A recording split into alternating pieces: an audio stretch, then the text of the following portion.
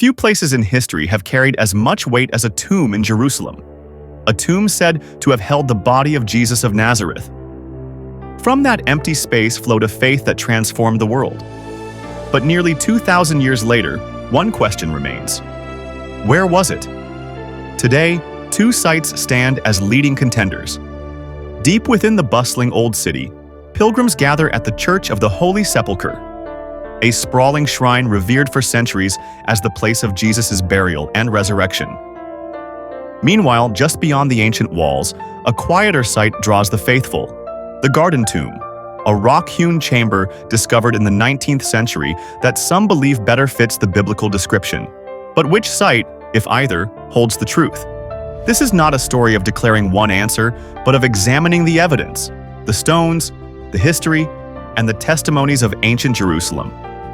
In this investigation, we'll trace the clues, weigh the claims, and uncover what history can, and cannot, tell us about the mystery of the empty tomb. In the heart of Jerusalem's old city lies a labyrinth of stone courtyards, chapels, and incense-filled chambers. At its center stands one of Christianity's holiest shrines, the Church of the Holy Sepulchre. For centuries, pilgrims have journeyed here, believing it to enclose both the hill of Calvary, where Jesus was crucified, and the tomb where he was laid. The origins of this tradition trace back to the 4th century. Emperor Constantine's mother, Helena, traveled to Jerusalem around the year 326 CE. Guided by local tradition, she identified this site as Golgotha and the tomb of Christ. Soon after, Constantine ordered the construction of a vast church to enshrine the sacred ground. What we see today is the descendant of that vision, rebuilt and expanded through centuries of war, fire, and devotion. But is this truly the place? Archaeology offers some clues.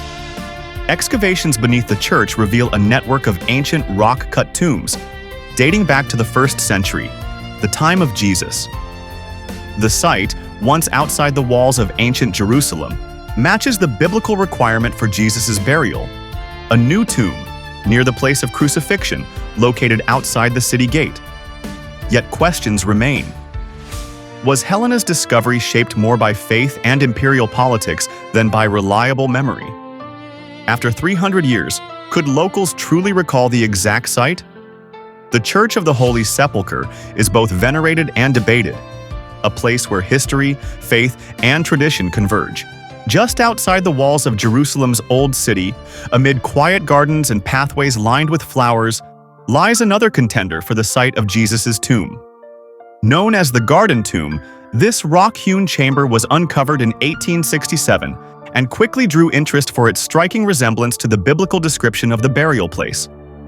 The Gospels describe a new tomb, cut into the rock, located in a garden near the site of crucifixion. Here, a tomb carved into limestone features a weeping chamber and burial niche.